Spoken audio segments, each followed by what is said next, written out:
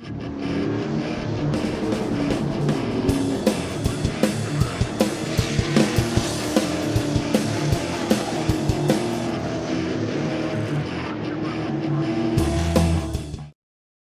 evening, ladies and gentlemen, and welcome to the Motordrome Speedway. This evening, Whalen Engineering presents the NASCAR Whalen All-American Series, 5 divisions strong, and stay where you are after the races for a giant fireworks display immediately following tonight's racing action. At this time, we ask that each and every one of you please rise up from your seats, and gentlemen, remove your caps for our opening ceremonies. If you are moving around the Speedway grounds, please pause with us momentarily, as this evening we will have an invocation delivered by Mr. Ray Kaiser of the New Stanton United Methodist Church, and the singing of our national anthem by Melissa Grimm. Thank you, Mike. Dear Lord, we humbly come into your presence, thankful for the privilege of living in a free country. Lord God, we lift this time up to you with thanks, praying, Lord God, that you would watch over each of the drivers tonight and watch over each of the fans and everybody else who's here.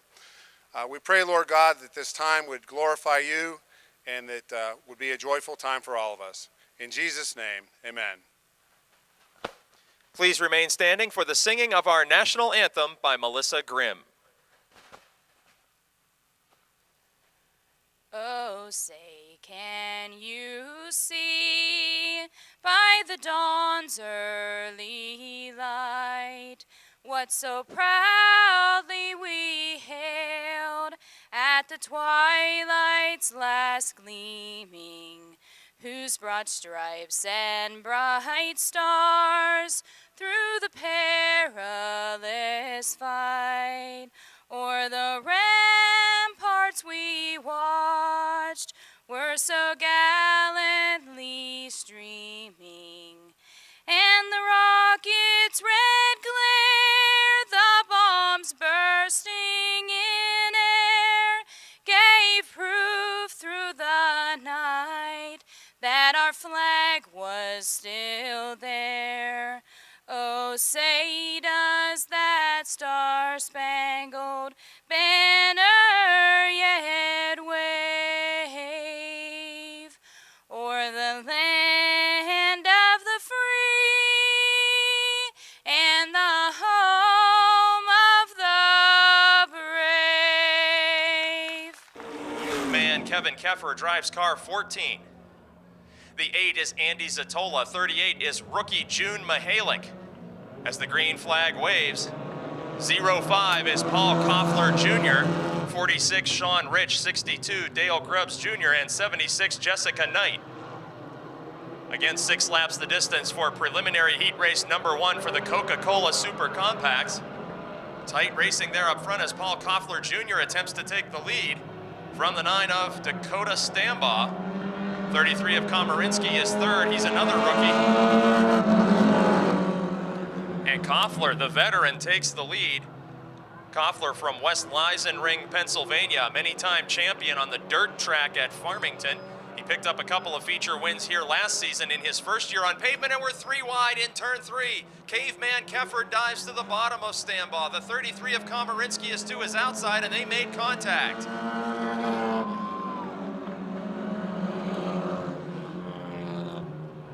Believe it or not, there is no money on the line for heat races. These drivers are battling for track points, and the heat race finishes help to determine the starting lineups for tonight's feature. You'd think these guys were racing for $1,000 to win the heat race with all of that action going on behind race leader Paul Koffler Jr., who has a huge lead. It's the 14 of Caveman Kevin Koffler, the veteran, and the 33 of Kyle Komarinsky to his outside. 62 is Dale Grubbs Jr., who started last. He's a rookie who's already won a heat race. The 9 of Stambaugh is off the pace. 14 of Caveman Koffler hangs on to second, but he's got several youngsters trying to wrestle that position away from him. Grubbs in 62, Komarinsky in 33, who has to gather it back up after a miscue coming out of turn 4 to avoid contact with the night. And the leader is off the pace. Koffler Jr. slows in front of this 4-car battle for second. Now it seems that he's back up to full speed, and we're 3 wide for the lead. Rookie Kyle Komarinsky may be taking the lead from the veteran. white flag signals final time around in heat race number 1 for the Coca-Cola Super Compacts. And Koffler is back up to full speed. This is the first time out for this race car. And Kyle Komarinsky goes up and tags the outside wall, now back down in front of the field. A great job of avoidance driving there at the rear of the field. But up front, after a miscue that nearly found him falling to the rear of the field, West Leisenring, Pennsylvania's Paul Koffler Jr. takes the checkered flag over Dale Grubbs, Kevin Keffer, Jessica Knight, June Mihalik, and Andy Zatola.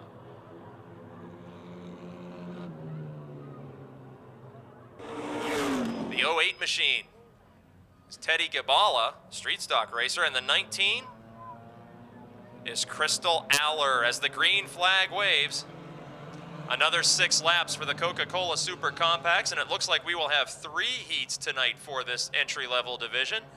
3 heats for the Super Compacts as Mary Catherine Shimko sets sail down the back straight in the quest for a second heat race victory from the Kevin Ludwig Racing Stables. Mary Catherine, now a veteran, she started racing much sooner than the average racer on the speedway. She has several years of competition under her belt and has barely been a licensed driver for very long in her young life. 44 is out in front, 39 car in the second position. Brian Knoll looking for a career first heat win.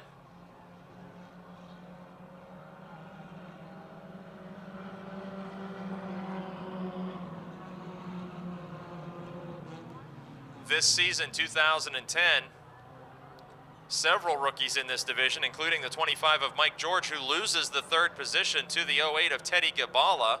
Gabala also a street stock racer with us here on a weekly basis. In 2010, the season that Mary Catherine Shimko, your race leader, became a double-duty driver. As we will see her not only out in this number 44 car this evening, but she also now is a rookie in the Pro Auto Supply Service Charger division. That means she is competing with the 8-cylinder engine as well as this 4-cylinder powered Super Compact. Again, track points are on the line in the championship chase for all divisions in tonight's heat races. And these heats will help to determine tonight's starting lineups for the feature events in the NASCAR Whelen All-American Series.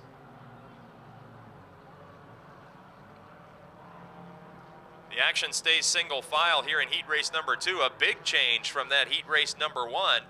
And the white flag is displayed indicating final lap for Mary Catherine Shimko in car number 44.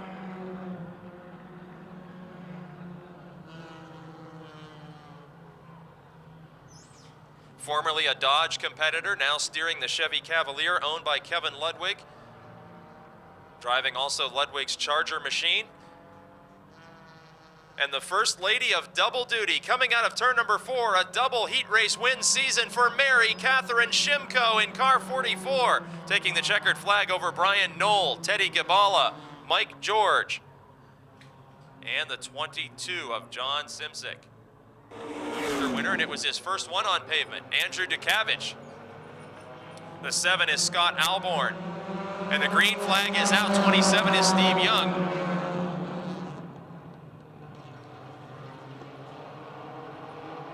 Six laps the distance, third and final heat race for the Coca-Cola Super Compacts, and the young driver from McKeesport, who currently leads the championship standings, darts out in front of this field. In second spot, it's a veteran, Steve Settle. In third spot, a first-time winner this year, Mark Tringes Jr.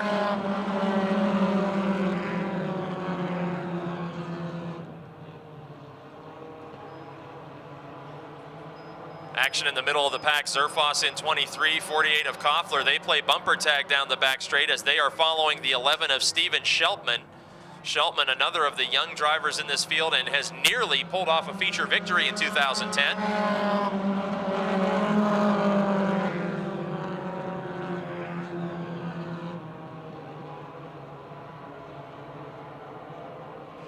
.31 of Schwartz had his way at the front of the field, opening up a big margin, but now Steve Settle, another one of 2010's feature winners, the veteran, is closing in on the young race leader as crossed flags indicate halfway through heat race number 3 for the Coca-Cola Super Compacts.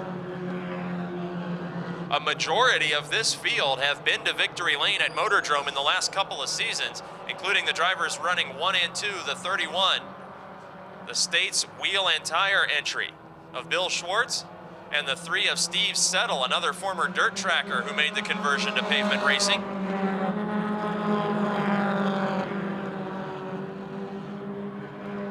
Four of 6 laps completed, and the Schwartz lead remains about 2 car lengths over Steve Settle in car 3. White flag, final time around. And Settle is closing at the end of the front straight into turn number 1. Schwartz drifts up about half a lane on the speedway. Let's see if Settle can capitalize on that to the inside. Top 3 drivers in the running order have all been to victory lane in feature events, and the points leader looks to be headed for another preliminary heat race win. Bill Schwartz will take the checkered flag over Steve Settle, Mark Tringes Jr., Hillbilly Zerfoss, and the 04 of Andrew Dukavich. 61, Ron Eifert III. 48, Ed McConnell. As the Pro Auto Supply Service Chargers take the green flag for a 6-lap preliminary heat race. Al Minjock, a veteran at the front of this field. Then Denora's Denny Keller in second spot. Denny's number 13 car now moves to the inside. The last time we were here, Denny was parked in victory lane after the feature event for the Chargers, and now resumes the point position again. He will lead lap number 1. Keller in the 13. Oh, and Minjock nearly loses the handle in the 41. He drifts up the banking. 1, 2, 3 cars are going to rush by him. Now into second spot, Chris Spadacine making his first start of the season. Spadacine, a feature winner in his career very early in his Charger career. He is a graduate of the 4-cylinder Super Compacts in car 43. He's got the 8 of Kristen Ettling tucked beneath him. Ettling, a 2-time feature winner this season in car 8. A championship contender for sure as she roars into second position, now side by side. Evans City, Pennsylvania's Ed McConnell in 48, and Spadacine in the 43 car. Very quickly, McConnell takes that position away. Spadacine dropping backwards. Behind him, it's the 61 of Ron Eifert III from Scottdale, then Greenock, Pennsylvania's Al Minjock in 41. With all that action happening back in the pack, Denny Keller has opened up a gigantic lead over this field. Best battle is for about the 4th position there, coming down the front straight. Chris Spadacine, Ron Eifert, and the 41 of Minjock. Both Spadacine and Eifert have been to victory lane in their careers. Both drivers graduated from the Super Compact division into the Pro Auto Supply Service Chargers. And now the white flag is waving for the most recent feature winner from Denora, after his cousin, former champion Tracy, had a devastating crash here in practice earlier tonight. The veteran in car number 13 heads into turns 3 and 4 for the final time. And winning heat race number 1 for the Pro Auto Supply Service Chargers, it will be Denny Keller in car 13. Kristen Ettling comes home in second. Ed McConnell in third. Ron Eifert III in fourth, and Chris Spadacine completing the top 5. 6 laps the distance for the Pro Auto Supply Service Chargers. Heat race number 2, green flag is out.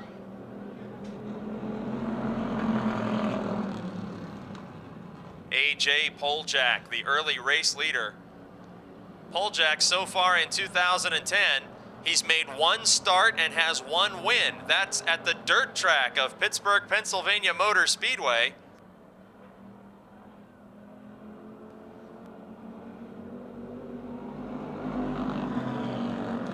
Poljak in car number 2 has always had a sporadic schedule here at the Motordrome Speedway, and making only a handful of starts.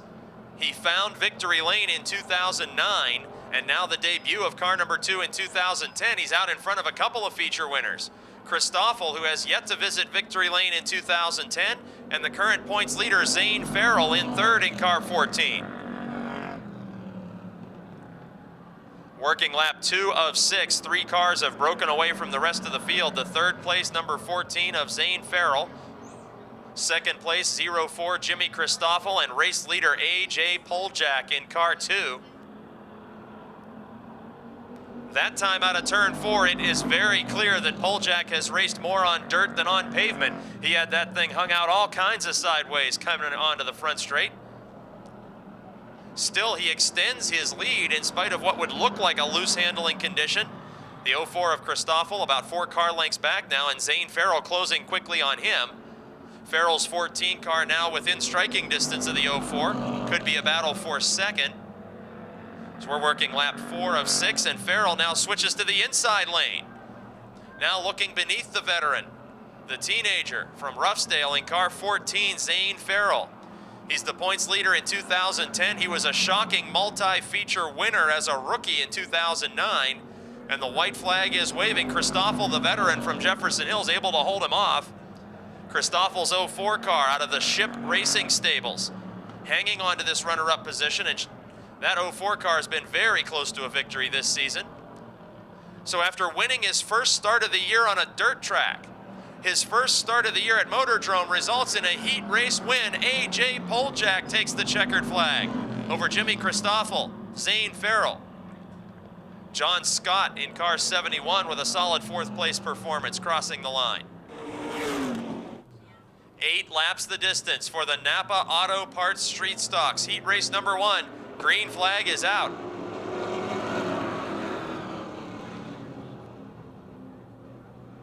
Teddy Gabala in car 3 using the outside line to his liking. And moving around pole starter Dustin Blank.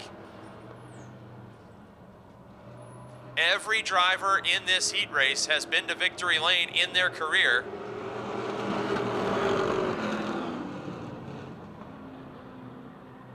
Gabala, the race leader, he has a win in 2010. Second, Dustin Blank has a win in 2009. Kostelnik, a winner each of the last few seasons in the 57 car, diving beneath the 76 of Tom Knight Sr. That battle is for third. The Tube City Beer 57 of Andrew Kostelnik will secure that position. Knight falling back to 4th in the 76, the Carl Lloyd Tire entry. In second spot, Dustin Blank, the DeWitt Enterprises 94. Looked like he was starting to gain just a little bit on the 3 of Teddy Gabala. Gabala, one of the youngest drivers in this field. A multiple feature winner back in 2008 and back to victory lane in 2010. Early in the season was this driver of car 3. Halfway, crossed flags at the starter stand tell these drivers there are 4 laps down and 4 to go. Gabala's car suddenly, the rear end dancing around quite a bit as he exits the even numbered turns. When Gabala gets on the throttle, that car wants to head up toward the wall. Let's see if Dustin Blank can capitalize in car 94.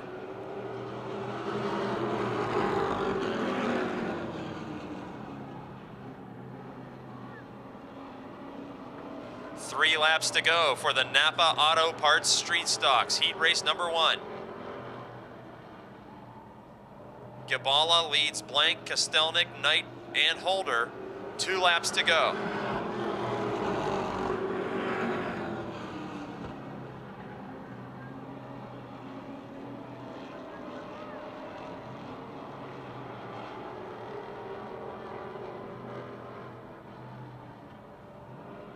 White flag displayed this time for the young driver from Coulter, Pennsylvania. Gabala started his career at the Jennerstown Speedway and was almost immediately successful. Then made the switch after a season or 2 to become a Motordrome Speedway regular. He found the handle on victory lane and picked up a win in 2010. Now a heat race victory sideways out of 4. Teddy Gabala takes the checkered flag over Dustin Blank, Andrew Kostelnik, Tom Knight Sr., and Jason Holder. 8 laps the distance. Green flag is out. Ashton and Minjock lead him to the line. And the Napa Street Stocks are underway door to door in numerical order. The 34 of Minjock and the 35 of Ashton. 00 Scott Aiello, the HB Motorsports entry, in third. All three of the drivers at the front of this field have been to victory lane in feature competition with the Napa Street Stocks. Minjok in 34, a winner this season. Ashton in car 35, a winner in 2008. And the 00 of Aiello, a winner here in 2010 in his 5th start in a Napa Street Stock.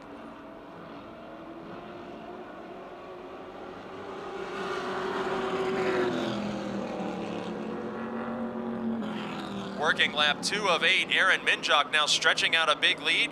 35 of Bill Ashton going door to door with the advancing 00 of Scott Aiello, and indeed Aiello will take that position away from the veteran.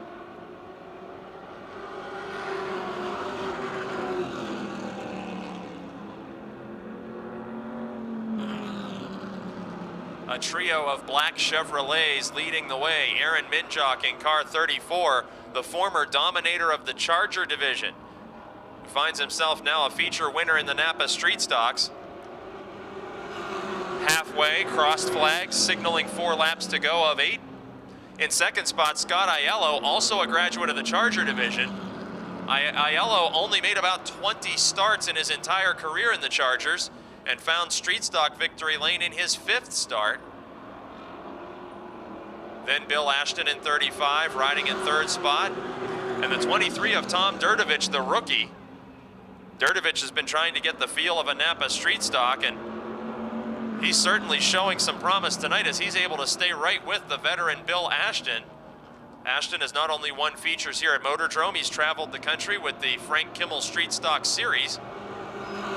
And now a battle for the lead on lap 6. Aaron Minjok on the high side in car 34. 00 Scott Aiello looking to the inside to challenge. They are door to door in turn 3 for the heat race win. They'll see the white flag this time as they reach the scoring line. Nearly a dead heat. The 34 of Minjok losing the lead officially by just an inch at the scoring line to the 00 of Aiello, so who's gonna win it? Final time down the back straight. Aiello in the inside preferred line. Minjok dirt tracks the car, and taking the checkered flag will be White Oak, Pennsylvania's Scott Aiello over Aaron Minjok, Bill Ashton, Tom Durdovich. 27 of Vince Cater starting from 3rd. The Motordrome rookie J.P. Weiser starting 4th in 17. 00 is Adam Kostelnik, the 6-time champion. His former ride, the 60 car, now driven by rookie Pat Hanley from Monroeville. And starting scratch, Jonathan Heilman in car 15, his 2nd start in a modified, as the brothers Ship lead him to the line for lap number 1 in the Wyotech Modifieds. 8 laps the distance, and Bobby Ship, the race leader. The very recently married Bobby Ship, the race leader.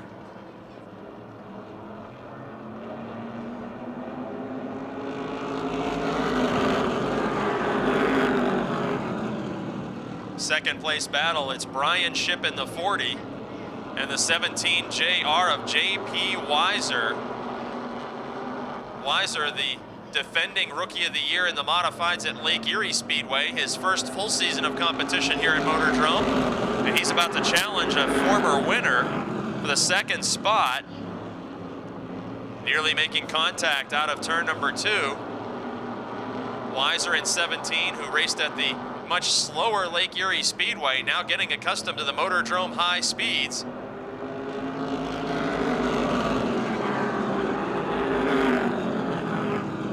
Back in 4th spot, it's the 00 of Adam Kostelnik, the 6-time and defending champion, now in his new HB Motorsports ride. And behind him, their wheel-to-wheel, Kostelnik's former ride, the 60 Viglione Racing Machine, now operated by Pat Hanley, going wheel-to-wheel with the 27 of former street stock ace Vince Cater. Hanley will take that position. Hanley, a former dirt tracker, a street stock ace with many feature victories from Monroeville, his first season in a modified and his first season on pavement, as there are 2 laps to go in the first heat race for the Wyotech Madhouse Modifieds. The Ship brothers dominating this event with Bobby out front.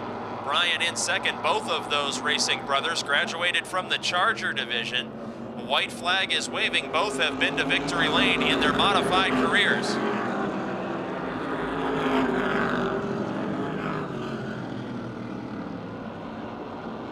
And a championship contender for the third straight year in 2010.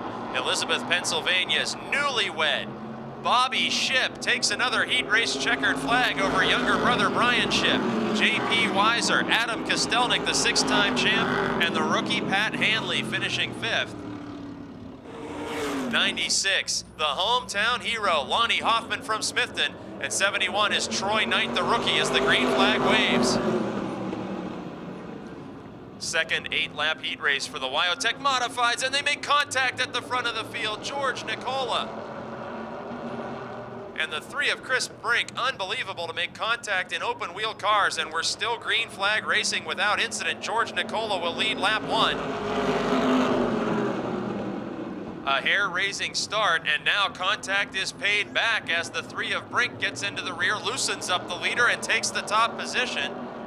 After starting in the last row, Lonnie Hoffman in car 96 has stormed up to 3rd place around our most recent winner, Gary Scott, in car 16.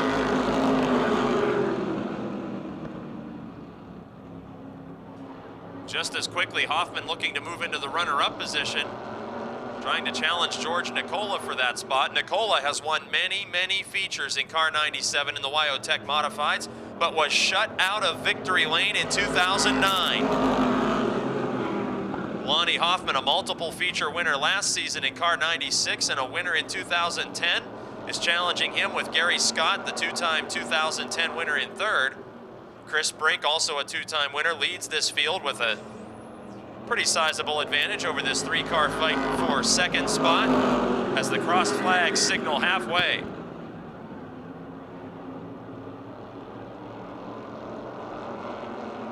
Now Hoffman looks to complete the pass, headed into turn 3. A great run on the bottom of the back straight. George Nicola is back to 3rd. The hometown hero up to 2nd.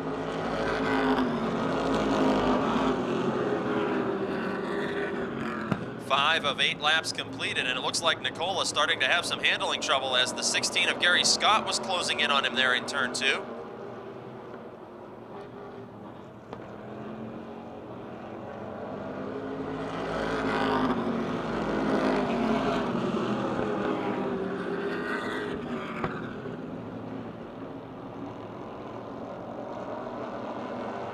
Top 4 drivers on the racetrack have all been to victory lane in their careers. Nicola, the only of those not yet in 2010, as the white flag signals the final lap for the Glenn Campbell Gambler. The former limited late model star turned open wheel master. Chris Brink, a multiple feature winner twice in 2010. And the driver of car number 3 will take another heat race checkered flag. It's Chris Brink getting the win over Lonnie Hoffman. Gary Scott, who sneaks into 3rd over George Nicola, and rookie Troy Knight finishing 5th. Champion in car 7, Matt Gardner from Ruffsdale. Green flag is out for the NASCAR Subway Super Late Models. 10-lap heat race now underway, and there's contact. Dan Lewis gets into the 95 of Gary Wiltrout on the start.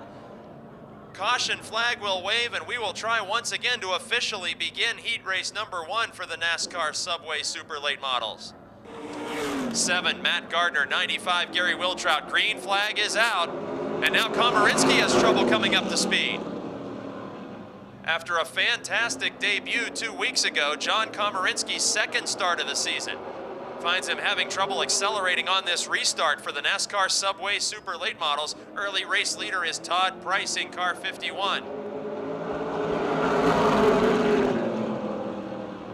The race leader, a former limited late model standout who found his first NASCAR Subway Super Late Model victory on opening night 2010. The man's family-owned 51 Motorsports entry. Mark Catone, the defending champion, looking to challenge Komarinsky for 2nd. Komarinsky, the former Pro Stock champion, in the outside. Catone in the inside lane. They're door-to-door behind leader Todd Price. Looking to go 3 wide, never a good idea, and cooler heads prevail. Look at Gary Wiltrout in car 95, storming back up into the lead battle after the spin that sent him to the tail. Now Catone is side by side with Price as he has just taken second away. He's already challenging for the lead. 4 cars racing tight together for the top spot. And on lap 4 of 10, Mark Catone officially becomes the race leader at the scoring line. Todd Price in the Frankie Day Oldies Show, Stoystown Auto Wrecking Ford, 51, into the second spot now. Oh, we're nearly 3 wide again out of turn 4. This time it's Wiltrout, the man on the move. The Palagrudo Motorsports, Stone and Company, Scottdale Lumber, Megan Ford, number 95 of Wiltrout, started last after the spin, climbs into the runner-up spot. Here comes the Miller Lite, Marsula Electric, number 1 Cochran 33 of John Komarinsky.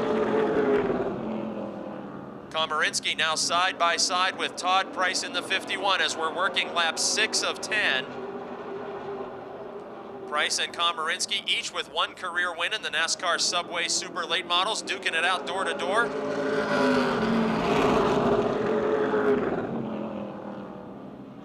This battle for third rages on in front of Mark Poole in the 96, who rides in 5th position. Those cars are glued together all the way down the back straight and into turn 3. Komarinsky trying to advance, and Price will now fall back into the 4th position, but not by any stretch is it a full car length. Komarinsky still trying to complete that pass, although he made it official at the scoring line. Working lap 8 of 10, and now Komarinsky has cleared the 51 of Price. White flag is waving. Up front, the defending champion and 2-time winner in 2010, Mark Catone. The Auto Express Transportation, Mama Pepino's Pizza, Baker Race Cars 31. Former Jennerstown champion and 3-time Motordrome champion. Taking the checkered flag, another heat race win for McKee Sports, Mark Catone over Gary Wiltrout, John Komarinsky, Mark Poole, and Todd Price. He's in heat race number 2. Bobby Henry on the pole, Tommy Beck outside, green flag waves.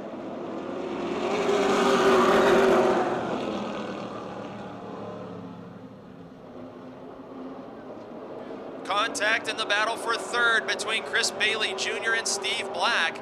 The veteran on the outside, the youngster on the inside.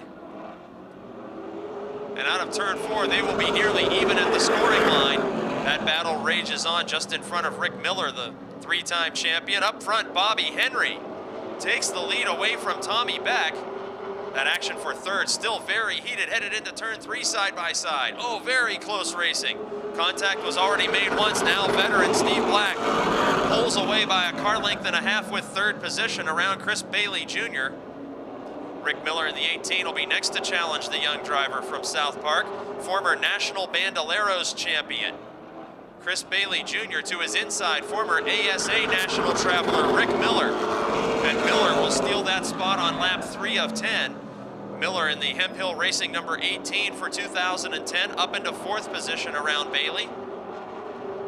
Just in front of these drivers, the 1 of Steve Black.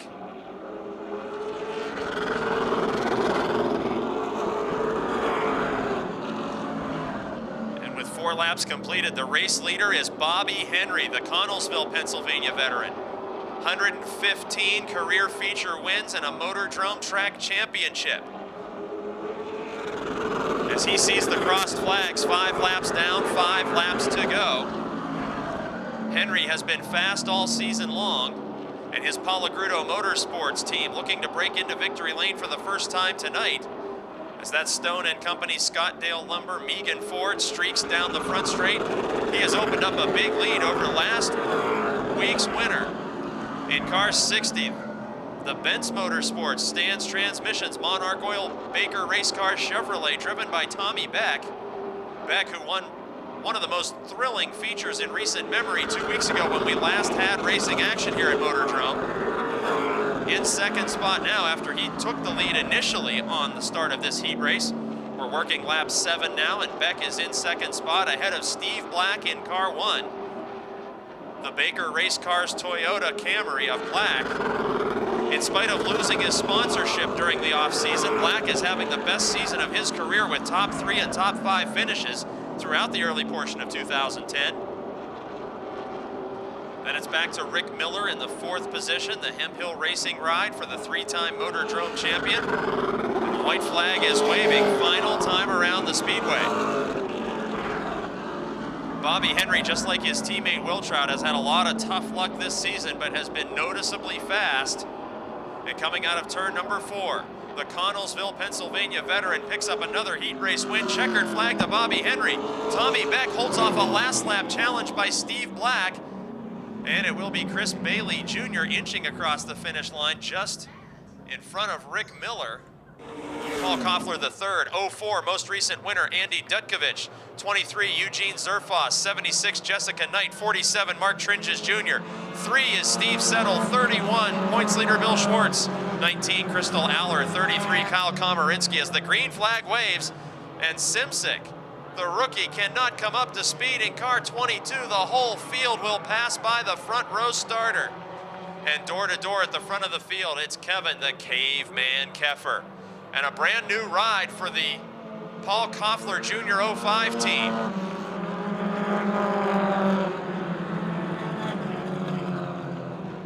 "15 laps, the feature distance for the Coca-Cola Super Compacts, and taking the race lead in the 05. Paul Koffler Jr., a many-time champion at the dirt track in Farmington. Last season, he became a 2-time feature winner on pavement, and now side by side for 2nd.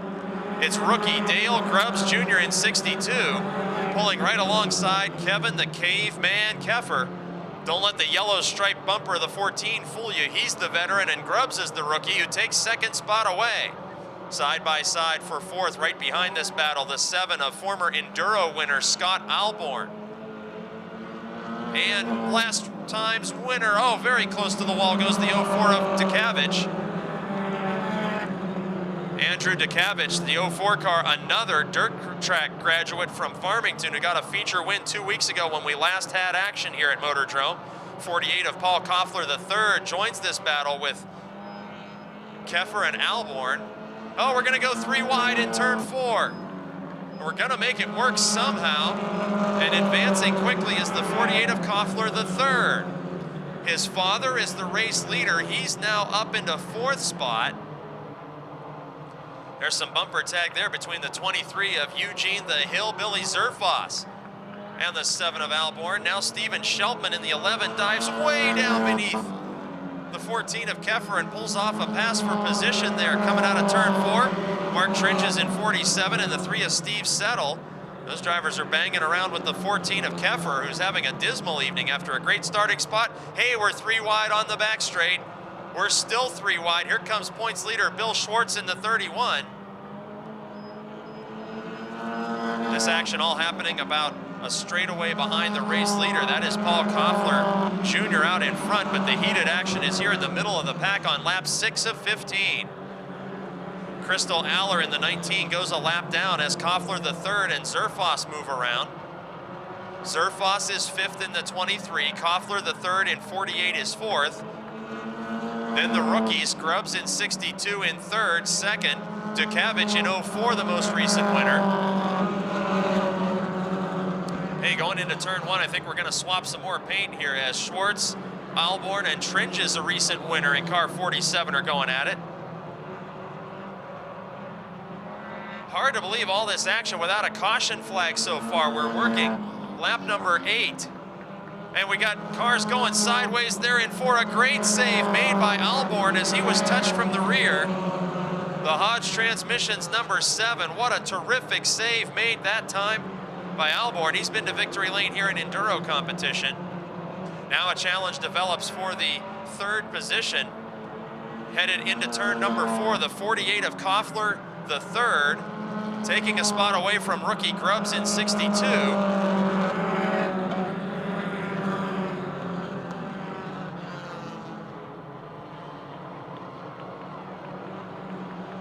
Action happening all over this speedway. You don't even know where to watch as they're jamming up cars into turn number 1. Some of them are a lap down. And shortly the leader will be approaching this traffic as we have 10 laps complete. Oh, we're nearly 4 wide on the backstretch. Rookies galore. Mary Catherine Shimko is the veteran in this group. but the race leader is approaching all of these slower cars. That is the 05 of Koffler Jr. in his first start aboard this Neon.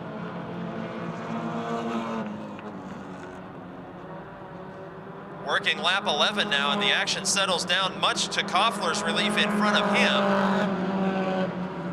Now he begins to move around the 33 of Kyle Komarinsky, who pounded the outside wall in his heat race this evening. Koffler's car, a loose handling machine, as he hangs the back end out in turn 3. Now approaching the 08 of Teddy Gabala, the street stock veteran. And the leader goes nearly 3 wide in turn 1. Mary Catherine Shimko, the heat race winner tonight in car 44. Going a lap down as a torrid pace is set by Koffler. First time out in this car, and he may have to go 3 wide again through lap traffic. We're working lap 12. June Mihalik goes a lap down. Andy Zatola about to go a lap down. A convincing performance here with 2 laps to go for Koffler's new ride. A distant second is the 04 of winner 2 weeks ago, Andrew Dukavich. The leader to the outside of the 46 of Sean Rich. He is passing some very fast. Oh, we got a spin in turn number 2. Caution flag will wave for young Steven Sheltman in car 11. Steven Sheltman himself, nearly a feature winner just a few weeks ago. And that young driver is able to continue on, but we are going to have a restart, double file with 2 laps to go. 13, we will go green with 2 laps to go, and exactly what Andrew Dukavich needed for a second straight win in car 04 was that caution flag as he takes the green flag on the rear bumper of race-long leader Paul Koffler Jr.'s 05, and Koffler immediately puts some distance between himself and the second-place driver. Koffler Jr., the leader, Dukavich in second, Koffler the third in third as the white flag signals final lap.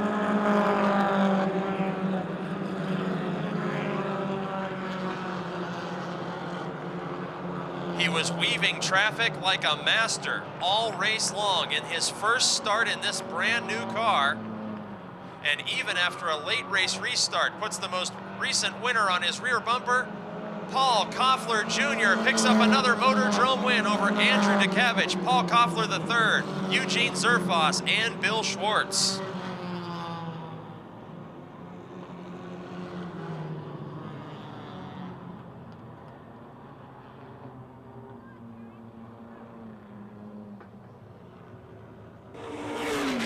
Paul, congratulations to you. I want to ask you about this ride. Completely different machine than we've seen you in. Where did it come from, and how long have you been the owner of this car? I'm not the owner. Cody Corrick owns this car. I understand now. So you're a hired gun at this point. Yeah, he asked me if I'd drive it for him, so I drove it tonight for him. Now let me ask you, it was just about 2 years ago that all kinds of drivers from the Farmington dirt track started to pour in here to Motordrome, and they've been real successful like yourself. What's that transition like going from dirt track to paved track in a front-wheel drive car? Oh, well, in dirt, you're used to going sideways, and you get hit sideways here, you can drive out of it, you know what I mean? And a chance to thank sponsors, crew, and anybody else who is a part of this new teaming of you and the Quarrick machine. Yeah, I'd like to thank Mountain View Stone Company, Carry All Products, and I'd like to thank Cody for letting me drive his car. There he is, first winner of the night on Wayland Night at Motordrome Speedway. Ladies and gentlemen, Paul Koffler Jr. 15 laps for the Pro Auto Supply Service Chargers, and the green flag is out.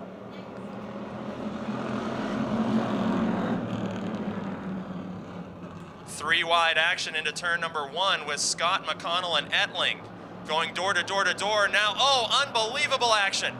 3 wide all down the back straight. 5 cars racing under a blanket for positions at the back of the pack. Doesn't look like a good idea. Will they make it through turn 4?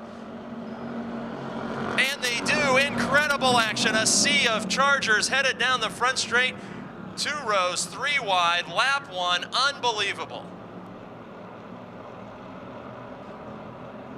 Now it merely looks like a pace lap as we're down to the more manageable 2x2 through turn 3 at full speed. Christoffel in the 04, 13 of Keller, 71 of Scott at the front of this pack, but they are racing for mid-pack positions with the 2 of Poljak, a heat race winner. Hayward 3 wide again. John Scott in the 71 gets shuffled high. He'll lose 3 positions. As all this goes on, the race leader is the 61 of Ron Eifert III. He has distanced himself from the chaos, and wisely so. Second spot belongs to the 43 of Chris Spadacine. Moving into third, the 04 of Jimmy Christoffel. He makes a pass of the 41 of Al Minjock. And Denny Keller in 13 is right there. Now Poljak in the 2 moves to the inside of Minjock. Door-to-door Malibus here in turn 3. We got a caution flag on the speedway. Debris on the back straight will bring out the caution and finally settle down these Charger Division drivers. Green flag is back out. Ron Eifert III leading this field. 12 laps remaining. Eifert was a feature winner last year and has won in technically 3 different divisions, the Young Guns, the Super Compacts, and the Chargers. But Eifert's looking for his first win of the season, as is the 04 of Jimmy Christoffel and the 43 of Chris Spadacine, both feature winners in prior years. Duking it out for second position with the 13 of Denny Keller. Keller was the winner 2 weeks ago. And look at AJ Poljak in his first start of the season. Poljak started near the rear of this field. He takes a spot away from the most recent winner. He now challenges the 04 of Christoffel and pulls up to the rear bumper of Spadacine. Number 2, one of the oldest cars in this field, that Chevrolet Malibu, is hooked up and flying tonight. And we got another caution flag on the speedway. Kristen Ettling spins. A flat tire on the left rear of the 8 of Kristen Ettling. A championship contender this season on the strength of 2 consecutive victories to open 2010. And that popular young driver headed pit side for some work by her crew. Set to go racing with 10 laps remaining in the Pro Auto Supply Service Chargers feature event. Ron Eifert, Chris Spadacine, and look at this battle for third. AJ Poljak has now passed the 04 of Christoffel and the 13 of Keller in his first start of the season at Motordrome. Poljak raced in 1 event so far in 2010. That was on the dirt at Pittsburgh's Pennsylvania Motor Speedway, and he won his only start. Will he continue his perfect 2010 and go 2 for 2 here on the Motordrome pavement? Working lap 6, Chris Spadacine is second. Denny Keller is fourth. Poljak in third, splits those 2 drivers. Now Poljak makes his move for the runner-up spot, diving to the inside. A heat race win earlier tonight in that Chevrolet Malibu number 2, and now he's in the runner-up spot. Here comes Denny Keller to move around Spadacine's 43. It's lap 7 of 15. Race leader Ron Eifert III has built up a rather comfortable margin over the 2 of AJ Poljak. And AJ and Denny Keller are pulling away from the other cars in that pack, but I'm not so sure here on lap 8 if they are gaining any ground on young Ron Eifert III, the race leader. Pack of cars just behind them, nearly making contact. It's the 43 of Spadacine, the 14 of points leader Zane Farrell on the outside, and the 04 of Jimmy Christoffel. Oh, on the front straight, they nearly get gathered up back there. Watching Poljak and Keller battle. Meanwhile, there's a 4-car fight for 3rd, 4th, and 5th. Action all over the speedway. Spadacine holds on to it over Christoffel and the 14 of, and we got a caution flag as Kristen Ettling attempted to enter the speedway on the wrong gate. 9 laps completed, and we need a caution flag for the 8 of Ettling, who incorrectly entered the speedway along the back straight. Distance between himself and now Poljak, as Keller is now in 3rd, Spadacine back to 4th. Green flag is out, 6 laps remaining. And Ron Eifert launches out of turn number 2 down the back straight to put 2-3 car lengths between himself and Poljak, who started deep in this field in car 2. Keller, Poljak, and Eifert running away from the 04 of Christoffel at this point, and a serious slide out of turn 4 by Poljak. He hangs on to 2nd. Oh, we got contact in turn 1. Ed McConnell in the 48 and the 43 of Chris Spadacine come together big time entering turn number 1. And now with 10 laps completed, we'll have a caution flag. Policy after halfway will be back in effect. And speaking of restarts, there's 5 laps to go. Green flag is out. Ron Eifert III and A.J. Poljak at the front of this field with Denny Keller. This time it's Eifert who dirt tracks the car just a little in turn one. Here comes Denny Keller. He lost a position earlier to Poljak, now moves to the inside.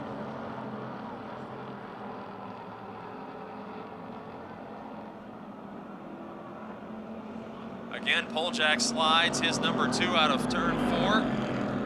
And Ron Eifert III with a smooth, consistent line around this speedway, still building up his lead advantage.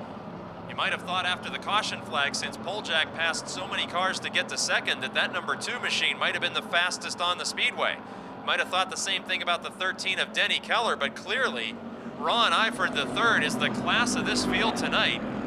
He was outrunning them in traffic, he's outrunning them in long green runs, and now he's outrunning them after a late race restart with just 3 laps to go. Poljak is still in striking distance. Keller has lost the car length. 4th, it's points leader Zane Farrell. And as Poljak seems to gain in turn 3, he scrubs off about a car length, going sideways in 4 each lap. Denny Keller closes back up on the rear bumper of Poljak. In turn 3 this time, and at the scoring line, they'll see the white flag signaling final lap. Down the front straight, Poljak seems to gain ground going into turn 1, like he's out braking Eifert. But Eifert in turn 2 again opens up that 2 car length advantage that might have sealed the win for him. Here comes Denny Keller to try and take the second spot away from Poljak. On the final lap, they're door to door for second, but heading for a second career victory in the Pro Auto Supply Service Chargers. Young Ron Eifert III takes the checkered flag over Denny Keller. Zane Farrell with the last lap pass for third. A.J. Poljak and Jimmy Christoffel.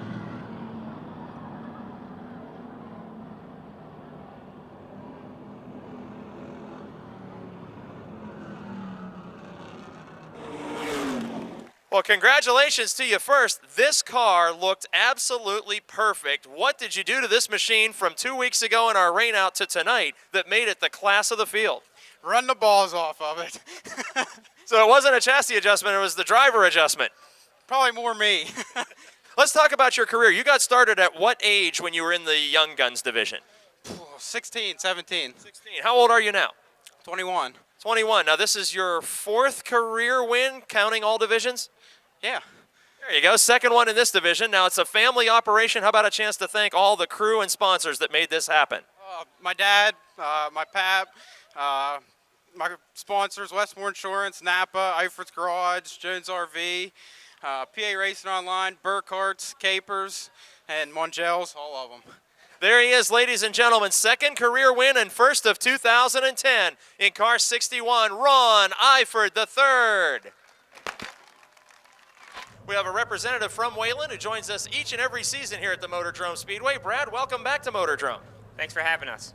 I know you live out in the central part of the state. It's all dirt track races out there, lots of sprint car wings. How do you like this paved track racing around these parts?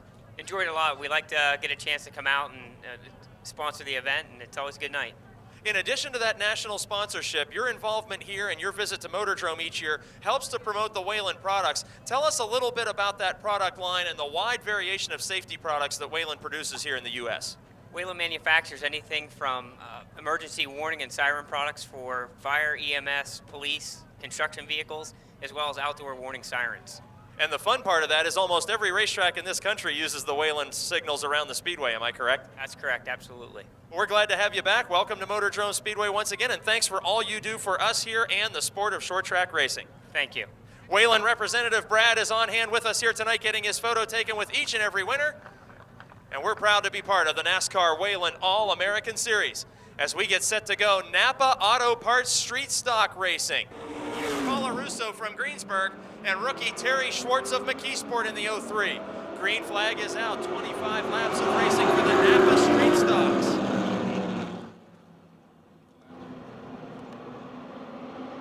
And Bill Ashton dropping back from his front row starting position, forces 3 wide down the back straight with Gabala up high and Holder down low. Now Gabala's not only up high, he's up way too high, trying to save it before contact with the outside wall, and he does, but we're still 3 wide down the front straight. Gabala had to tiptoe through all of the tire debris above the racing grooves of the speedway. He did so and holds on to third spot. Second position, it's Jason Holder, as Tom Knight Sr. is the early race leader. Again, trouble for Ashton there in turns 3 and 4. The 35 car smoking from the front wheel. Seems to be a suspension or wheel problem there. The 00 of Aiello streams by. Here comes points leader Andrew Kostelnik around the outside. Defending champ Dink Colarusso in the 0 gets by, as does Minjok, so it could spell the end of the night for veteran Bill Ashton in car 35.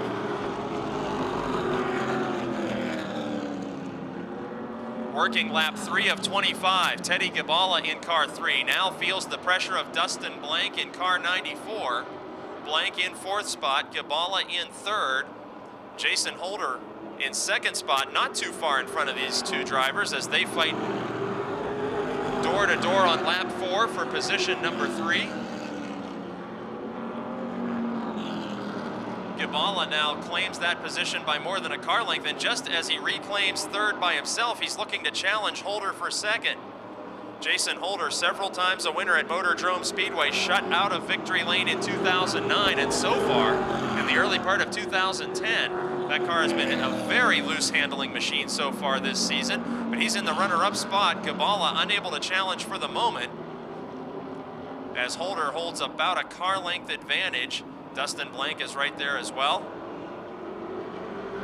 Now Gabala will challenge and nearly takes away the 2nd spot at the scoring line here on lap 6. They're door to door in turn 2 in front of Blank. It's Teddy Gabala on the inside, Jason Holder on the outside. And Gabala steals the 2nd spot away. Here comes Dustin Blank. They are very close together in turn 4.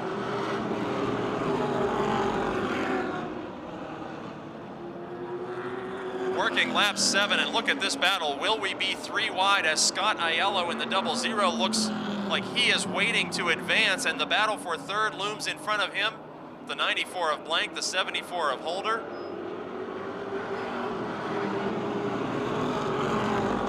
We're working lap 8, and all this action is at some distance behind race leader Tom Knight Sr. We'll catch up with that battle in a moment, but right now all the action is on the back straight as Dink Colarusso heads into turn 3 and makes it a 4-car battle for top 5 positions.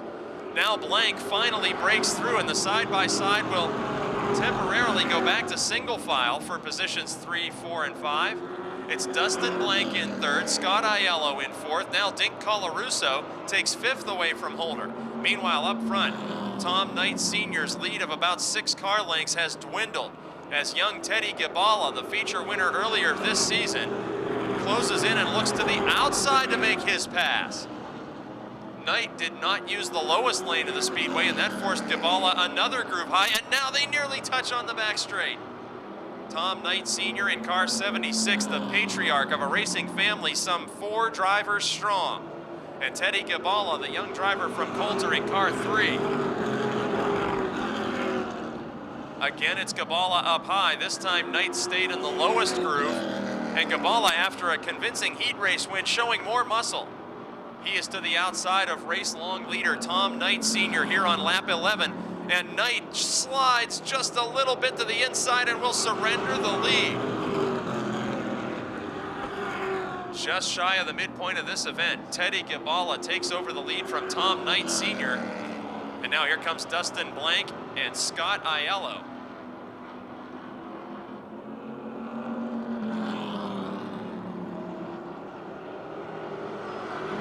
Crossed flags indicating halfway this time by. Dink Colarusso in the 0 looks beneath the 00 of Scott Aiello. Both of those drivers have been to victory lane here in 2010. Meanwhile, Tom Knight holding off the advances of Dustin Blank for 2nd at the moment. And now we're nearly 3 wide there. Oh, close racing out of turn 4 again between Knight and Blank.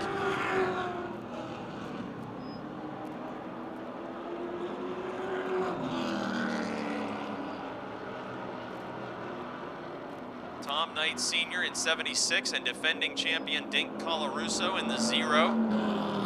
They are running 3rd and 4th as Dustin Blank is the runner-up. And race leader Teddy Gabala here with 10 laps to go Three-car fight is for third position. Colarusso grabs it for the moment. Here comes Aiello into fourth, but it looks like Aiello may soon be challenging Colarusso for third. Even though Colarusso started further back in this field, Aiello looks to have a very strong car.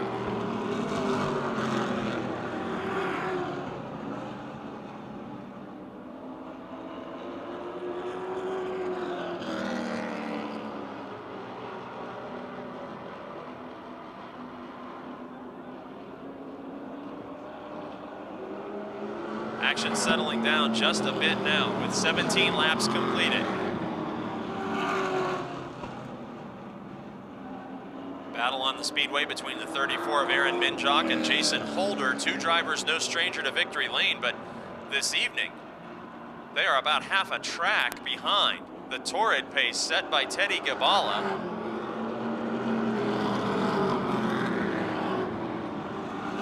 Working lap 18, leader Gabala begins to make his way down the back straight in car 3. His earlier feature win this season was an absolute heart stopper. And now tonight, he really has his way with this field. After a heat race win here on lap 19, he is stretching out his advantage. Second place is the 94 of Dustin Blank, a veteran of late model competition, a veteran of street stock competition. His number 94 car about half a straightaway behind Gabala, as Blank found victory lane last season and is a former NASCAR Goodies Dash Series competitor. Behind him, the battle for third heats up once again. Dink Colarusso in the 0 nearly made contact with the lap car of Terry Schwartz about a lap ago, and now Aiello in the 00 closes in.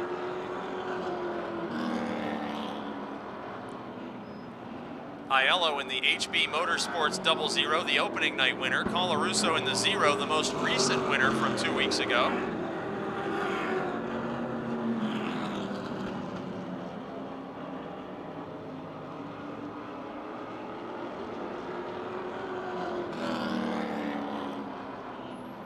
Only 4 laps to go. Behind these two drivers, it's Tom Knight Sr., the early race leader, the most veteran of those drivers in the Napa Street Stock field in his beautiful car 76. His son Tom Jr., a former modified champion here. Troy Knight, Christopher Knight, Stephanie Knight, all racing here at the Motordrome Speedway on any given Friday night.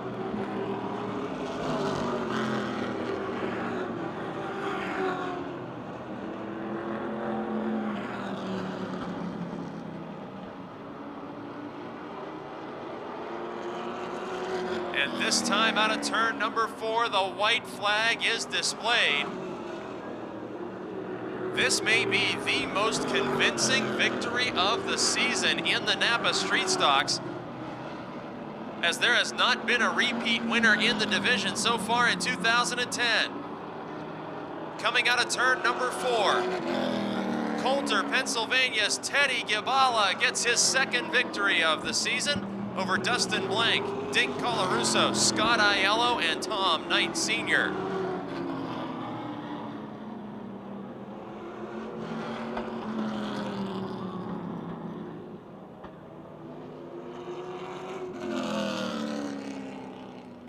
Summer night. Well, Teddy Gabala, your first win here was pretty darn exciting. And now tonight, you manhandled this field in a way that was unbelievable from heat race to feature. Did you guys make some adjustments on the car through the week to try and best the field the way you did tonight? Actually, last week we were pretty good. Even though we got rain short and we won the heat race, it was pretty good. This week, it was a little tight, but man, by the end of that race, I couldn't even handle it. So the car was changing for you throughout the race in this hot pavement. Oh yeah. For a couple laps, I was really tight, and it just freed up real quick. And now how about a chance to thank all the sponsors and crews, as you have become the very first repeat winner in 2010. I'd like to thank Singer Glass, E.H. Schwab, my dad, my mom, my girlfriend Carmen, Kelly, Gary, everybody that helps out on this team, and all the fans. There he is, ladies and gentlemen. Feature winner for the first time in 2010. We have a repeat winner in victory lane with the Napa Street Stocks, and he is Teddy Gabala. 25 laps the distance for the Wyotech Madhouse Modifieds, and the green flag is out.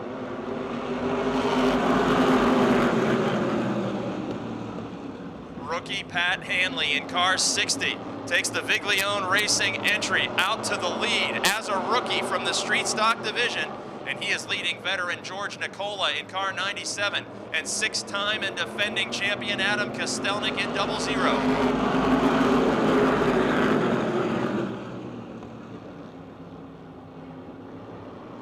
Side-by-side battle is for 5th. Chris Brink in the 3 using the low side of the speedway. Gary Scott in the 16 using the high side.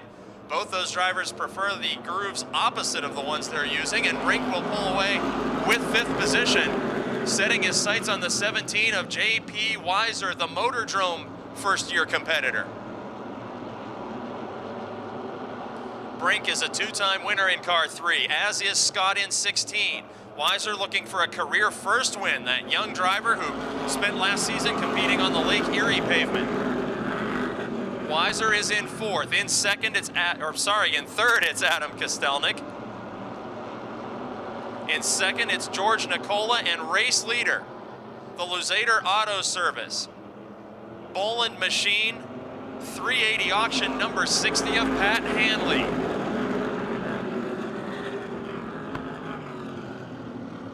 Here on lap 4 of 25, Pat Hanley has led feature laps already in this his rookie season. His first year driving a modified, his first year driving on pavement, and he is pulling away from George Nicola, Adam Kostelnik, and Chris Brink. Chris Brink now moves to his signature high side of the Motordrome Speedway. Adam Kostelnik, the defending champion, is the next car looming in front of Brink. Then it's George Nicola.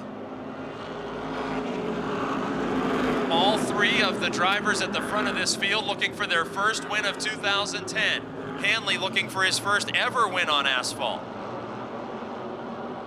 Nicola, who's made only a few starts to this point, and Kostelnik in his new ride,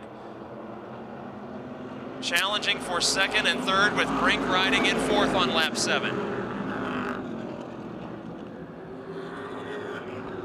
Brink moves up to the top side of Kostelnik and nearly gets squeezed into the outside wall. Open-wheeled cars, very precariously close together. Nicola in 2nd by himself. Now who's going to take 3rd? Will it be Brink? Will it be Kostelnik? Brink moves to the outside as he completes the pass for 3rd. He will similarly complete the pass for 2nd in one move. That leads Adam Kostelnik to move to the outside of Nicola. He cannot follow Brink, and Nicola maintains 3rd spot. Working lap number 9. Now Gary Scott and J.P. Weiser are side by side just behind Kostelnik. Brian Shipp is there in car 40. This is the middle of the pack, and a problem for George Nicola. That car falls on the pavement, a suspension problem and a shower of sparks, and the 3rd place driver is out of contention. We go green with Pat Hanley leading, Chris Brink, Adam Kostelnik, and Gary Scott.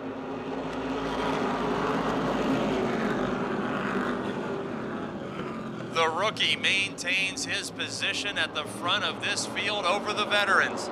Monroeville's Pat Hanley, street stock winner at Lernerville. Many times in his career, street stock winner at Pittsburgh, street stock winner at Challenger, now an asphalt modified racer. On lap 10, holding down the lead. Now here comes Chris Brink. The Glenn Campbell Gambler is on the move, swinging to his preferred outside line, going wheel to wheel with Hanley. Out of turn 4, the new race leader is Chris Brink.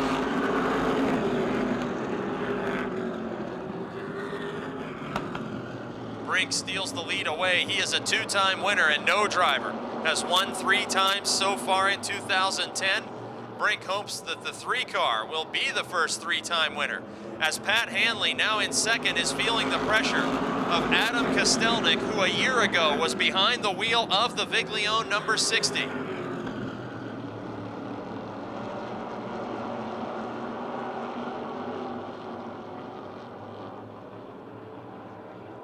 Still single file at the front of the field.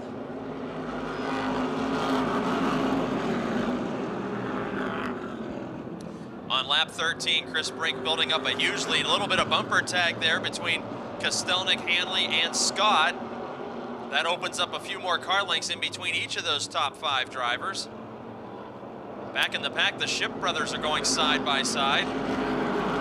Very unusual with 14 laps completed that both of the Ship brothers are that far back in the running order.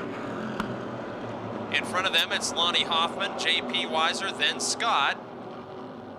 Then the battle for second, which Hanley has just increased the distance between himself and Kostelnik in one corner there.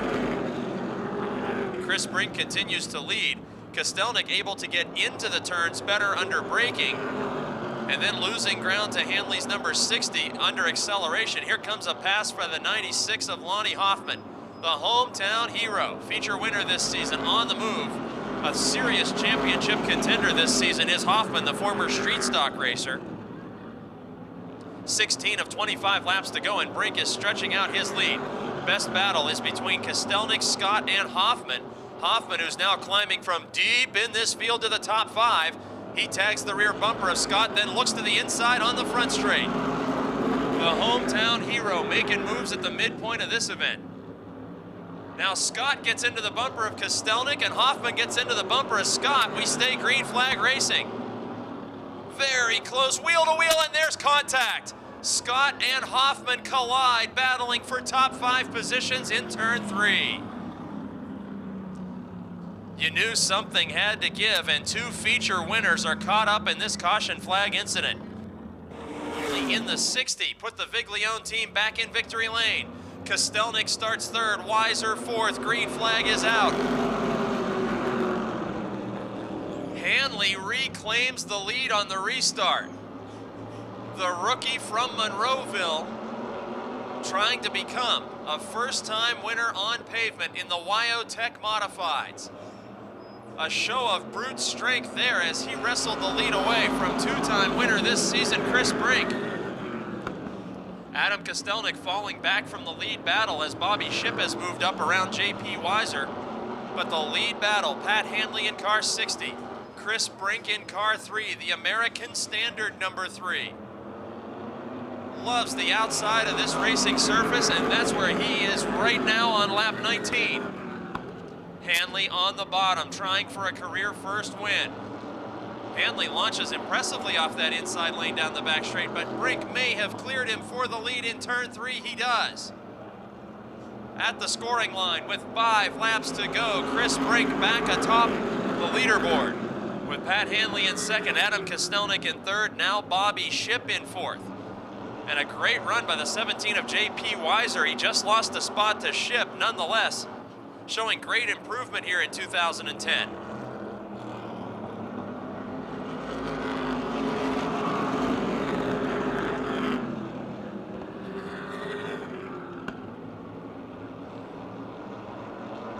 J.P. Weiser trying to claim the position back, and Lonnie Hoffman is off the pace. Championship contender Lonnie Hoffman pulls the 96 in the back straight. The Scrinny's automotive machine with a problem tonight after that contact and caution flag incident. We're now working lap 22. Bobby Shipp is challenging the 00 of Adam Kostelnik for 3rd. Brian Shipp is challenging the 17 of Weiser for 5th.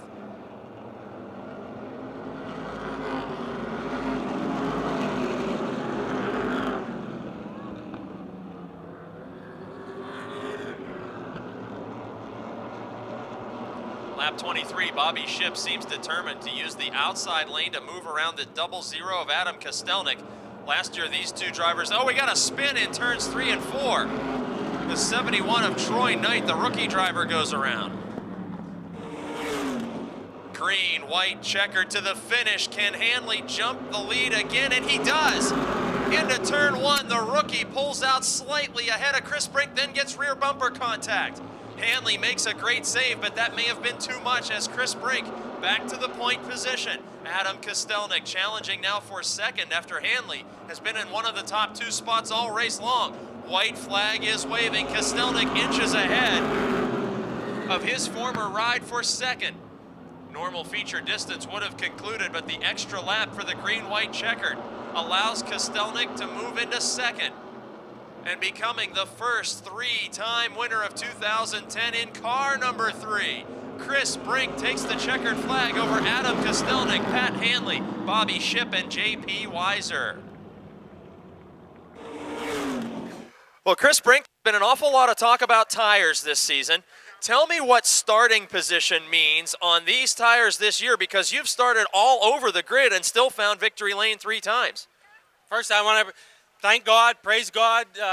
All glory and praise goes to Him first. But the tires, I don't know. We got good tires. We've had good luck with tires ever since they went to these 970s, and tires aren't an issue. I love the tires. And as far as the starting position, you know, we got a good handling car. The 60, you can see the motor in that car. He was pulling me like crazy on the straightaways, but we got a car in the middle, and there's more turn than there is straightaways. And thanks to my brother Dan Brink and Dave Williams, they put their brains together after the heat race, because I wasn't comfortable in the car, and they got it right, and it's right. I remember when you were a rookie to these open wheel cars and you said, you know what, I'm going to try to run the high side of the speedway because there's a whole lot less cars up there. You have absolutely mastered it. Is that a factor when you come into traffic and approach other fast race cars? Well, it is, you know, but the last couple of weeks I was thinking I can't pass these fast cars on the outside anymore. They're too fast, they're too good. But we were a little off on the car. We're back to where we were at the middle of last year. We're awesome on the outside, but this car will run on the bottom. So anybody that thinks they're going to run me up the track, don't leave the bottom open. There he is, and a chance to thank the sponsors that made this car so awesome once again. Hey, first of all, I have never thanked the fans, but I'll tell you what, the plaque is nice, the money's nice, but there's nothing nicer than seeing a lot of people in the stands, and we notice you guys up there, and I appreciate it. But, you know, American Standard, Folcarelli, the Folcarelli family has backed me for 5 years. Mahoney Outdoor Furnaces, same thing. Williams Proud Pets, that's my wife's business. Brink Plumbing and Heating, Bradford Whitewater Heaters, and that's it, and we're doing all right. We appreciate it. There he is, doing all right for the 3rd time this season. Ladies and gentlemen, Chris Brink. Our last one. And the green flag is out.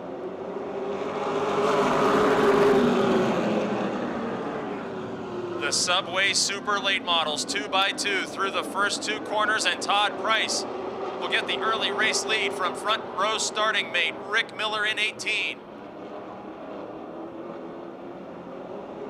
Oh, we're almost 3 wide as Chris Bailey Jr. gathers up the 17 car. Subway Eat Fresh Challenge driver Mark Poole moves into 4th around Bailey. Now Bailey goes door to door with Gary Wiltrout in 95.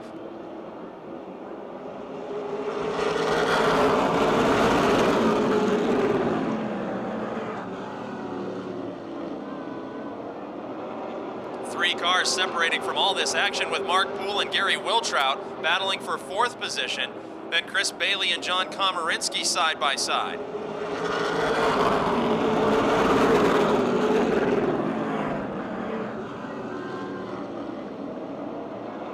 Poole and Wiltrout almost door to door for 4th position. At the front of this field, Todd Price not running away from Rick Miller. In fact, a challenge for the lead there in turn 1. Miller in the 18 car. His first season of, oh, we got a spin on the back straight. Steve Black is hard into the inside wall. Steve Black in car number 1 spins to the inside retaining wall on the back straight. He'd been racing inside the top 5 as he has been all season long.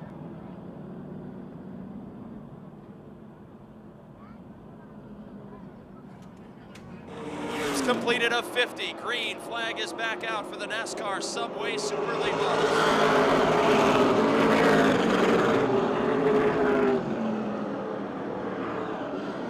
Todd Price, the race leader with 1 career victory in this division. A former top-notch ace in the limited late models at Jennerstown Speedway.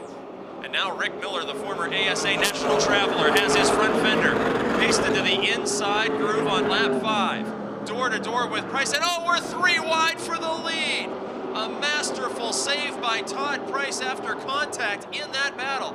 Gary Wiltrout goes from third to first in one lap, as by one fender's distance he crosses the scoring line as the new race leader on lap 6. Contact now and going 3 wide on the back straight. Komarinsky in the middle. Henry on the bottom, Poole up top. An incredible amount of 3 wide racing tonight. Even when it seems like a bad idea, these competitors go door to door to door. Into turn 1, Komarinsky nearly slides to the inside of the racetrack, but gathers it up and stays glued together with the 96 of Mark Poole. That is the battle for 5th. Up front, Wiltrout has now a 1-car length advantage over Rick Miller. And Poole and Komarinsky, very equal race cars here in the early going.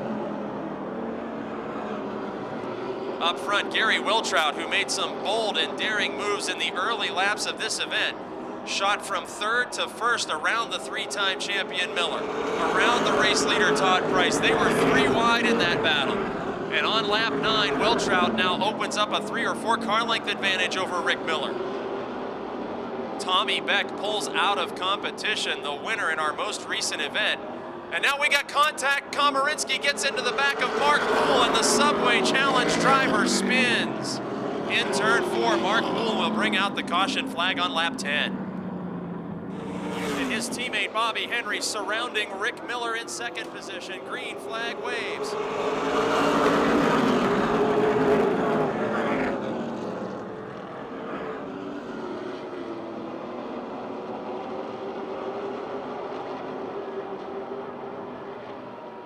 Wiltrout, Miller, Henry breaking away from the rest of this field as Mark Catone challenges Todd Price for the 4th position.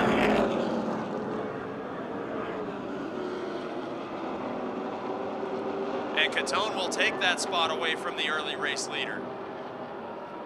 Barry Audi now coming to life after starting deep in this field, looking for a top 5 spot. And he will make his move around Price. Price in the Frankie Day Oldies Show, Stoystown Auto Wrecking, D&D Office Plus Ford, falling back now at the middle stages of this event. Barry Audi in car 75 advancing.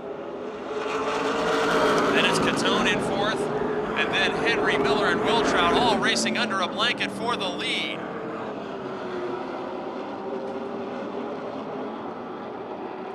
Long-time veteran competitors at the front of this field. All 4 drivers racing for this win are former Motordrome champions. Henry now slides to the inside of Miller and takes 2nd position away. The Palagrudo Fords now sweeping the top 2 positions, and Miller is out of his preferred lane. Here comes Mark Catone into 3rd.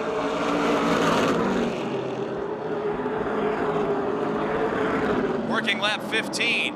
And the teammates battle for the lead. Henry dirt tracks the car just a little and slides back into 2nd spot. Wiltrout was 2nd 2 weeks ago when we last completed a feature event, and now goes door to door with Henry. We got a caution flag, turn 4, big trouble there. Dave Wiltsey has spun into the wall. John Komarinsky nearly avoided contact.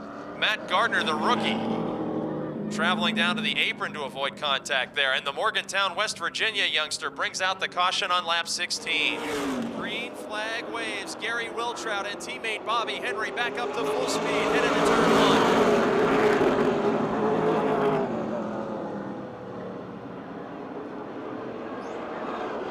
1. Gary Wiltrout is no stranger to making the high side of the Motordrome Speedway work for him. Bobby Henry diving to the inside and will by inches take the lead on lap 17.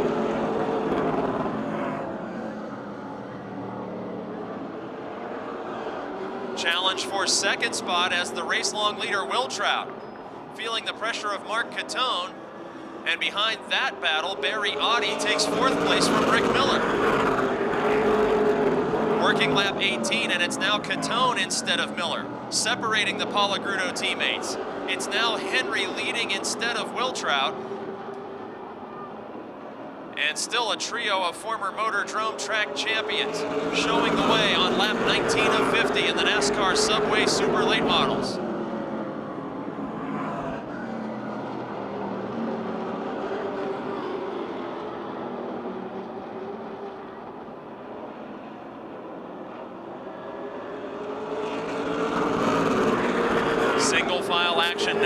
lap 20. Bobby Henry, 115 victories in his career. Henry was once the dominator of the limited late models here on the dirt surface of Motordrome Speedway. And with the pavement and the advancement to NASCAR Super Late Models, the victories just kept coming, including a track championship in 2007 for Henry. Now a battle for third. Barry Audi in car 75. Moving to the inside of Wiltrout in 95. A pair of former Jennerstown champions. Audi drifts up and carries Wiltrout with him out of turn 4, but nonetheless completes the pass. The Wheeler brothers, Stoystown Auto wrecking Chevrolet of Barry Audi, taking a position away from the Stone and Company Scottdale Lumber Megan Ford of Wiltrout, and just as quickly, Rick Miller dives to the inside of Wiltrout. Miller will take that spot away. The NGP Incorporated Chevrolet moving up on lap 23. Miller faded from the lead battle several laps ago. Now Wiltrout falls back some 3-4 positions. As Miller completes that pass up front, headed into turn 1. Bobby Henry in car 11. About to feel the pressure of two-time winner this season, Mark Catone. Henry looking for that first feature checkered flag. Catone, the current points leader in 31.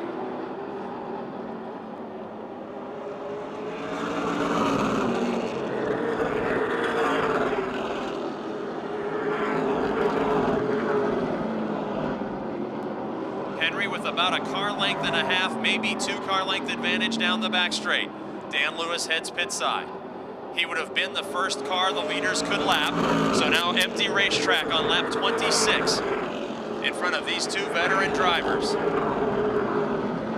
Both Catone and Henry started their career in 4-cylinder baby grands on the dirt here at Motordrome. Both went on to super compact racing, and both went on to be championship drivers in the NASCAR Subway Super Late Models. Both with opposite driving styles, as Henry, known for being the aggressor, the exciting throw-it-sideways kind of approach that's led to so many wins, and Catone, the smooth, conservative approach that's led to so many championships. Working lap 28, and they are pulling away from third-place driver Barry Audi.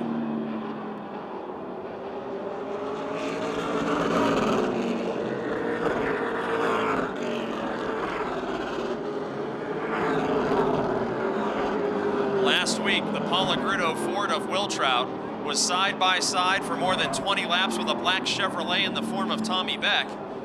And now the Bobby Henry Palagrudo Ford, trying to hold off the advances of Catone's black Chevrolet.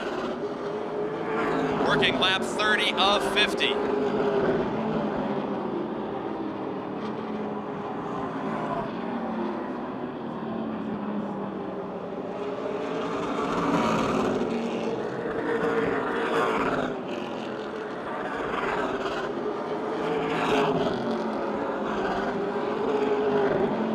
Lap 31, the superstitious driver of car 31, Mark Catone, unable to mount a serious threat for the lead, but within striking distance. It remains Henry, Catone, then Audi, Miller, and Wiltrout back to 5th.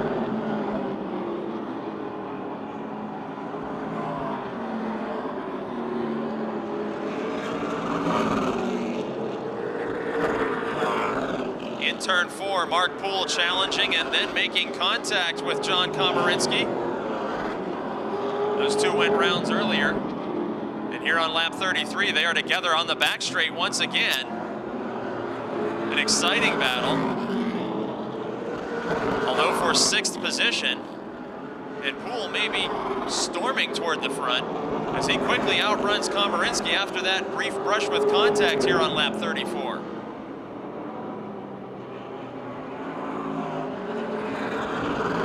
Dan Lewis heads pit side once again. So 6th spot is Poole, 7th is Komarinsky, but they are up more than half a straightaway from challenging for a top 5 spot where Gary Wiltrout's 95 is poised. Then we see Miller, Audi, that's fourth and third. And distancing themselves from the rest of the field, the race leader, Bobby Henry in 11, and second spot, Mark Catone. They approach the young West Virginia driver, Dave Wiltsey, and put the number 28 car a lap down here on lap 38 of 50. Catone shadowing Henry with every move.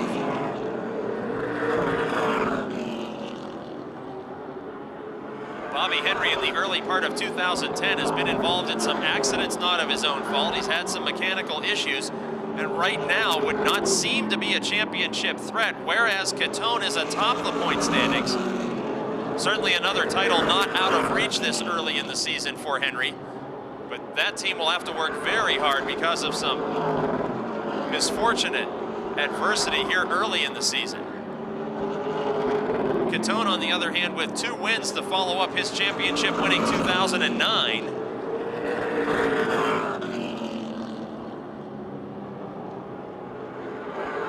Working lap 39 and some clear racetrack ahead of the leaders for the moment. Keep in mind, any caution flag incident would result in a double file restart for these 2 drivers.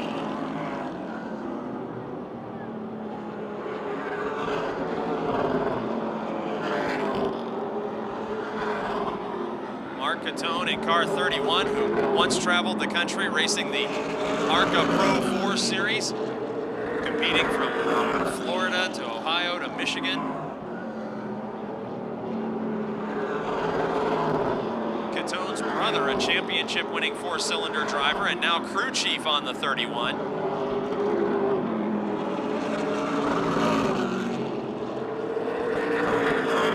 Henry in car 11 here on lap 42 has been to victory lane in Motordrome's Crown Jewel 100 lap events in the past. As we see Audi and Miller still third and fourth. Just 7 laps remaining and Catone is losing ground to the leader. Henry is opening it up here in the late stages of the event. Matt Gardner in car 7, the former Charger champion and now super late model rookie. Looming in front of Henry there in turns 3 and 4. It'll be another lap or 2 until the leaders must negotiate a way around Gardner.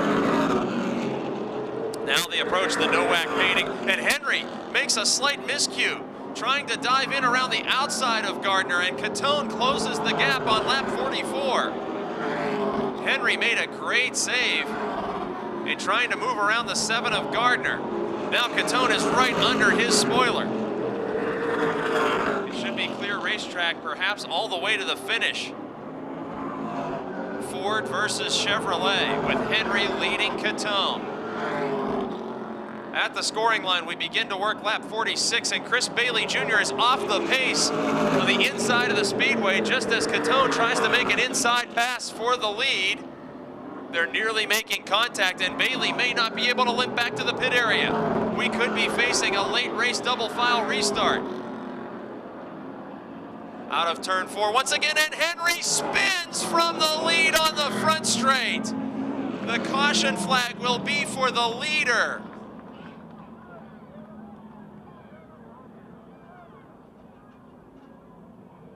Unbelievable action with less than 5 laps to go. Bobby Henry in car 11, looking poised for his first win of 2010. He moved around the lap car of Gardner with just a slight fishtail.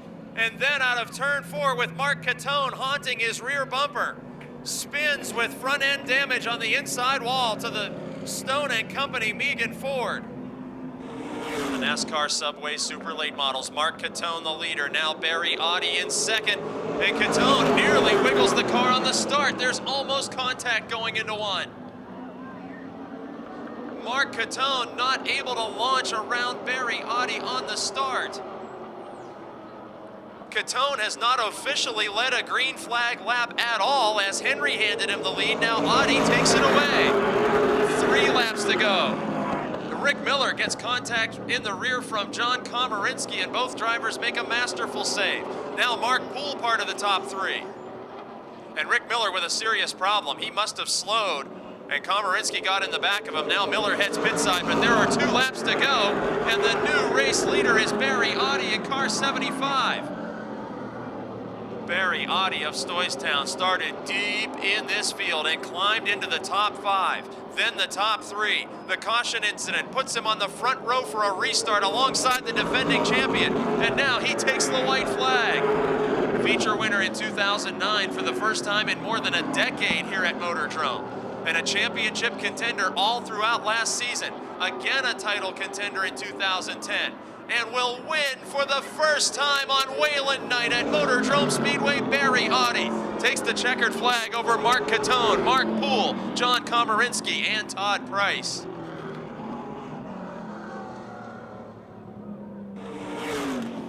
Well, Barry Audi, you have had a very strange night until the last 5 laps of that feature event. First of all, let's talk about your crew and family situation that makes this an unusual night, first of all. Well, my daughter graduated tonight, so I went to that, and luckily they started us last tonight, and I started last and made it up through. So this one's for my daughter. I'd like to thank dedicate this to Adam Dice. He was a kid that helped us out years ago, and he just passed away a couple weeks ago. This is for Adam. Well, a win with heavy hearts. Now let's talk about that starting position. You come out there in last spot. You didn't really set the world on fire the first 15, 20 laps of this thing. Did you know this car was capable of winning, or were you just trying to score some points tonight? Actually, we had all old tires on, and I was going to pit on that first caution. I said, well, I don't know, we didn't run long enough to see what it's going to do, so I just stayed out there, and it worked out. Now, let's talk about that incident at the front of the field. You were kind of a distant third when the leader spun. Now you've got 2 laps to go, 4 laps to go, and there's a restart, and you're alongside the defending track champion. Did you really think in those last few laps that you could pull this one out over Mark Catone when you're lining up on the outside groove? He's a good guy. He gave me room. We race a lot together. I commend Mark for racing me clean. I just went for it, and it stuck. With these tires, it's kind of hard the first corner to get some grip, and it stuck for a change. And a chance to thank all your sponsors and crew. Wheeler Brothers and Stoystown Auto and Larry Hemiger and Morocco and Rose's Market, Total Mobility, Highland Hot Rod, Oakhurst Tea Room, Bittner Vending, Country Snack Shack, and all.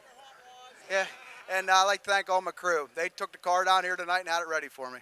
There he is, ladies and gentlemen, an improbable win from last on the starting grid, Barry Audi.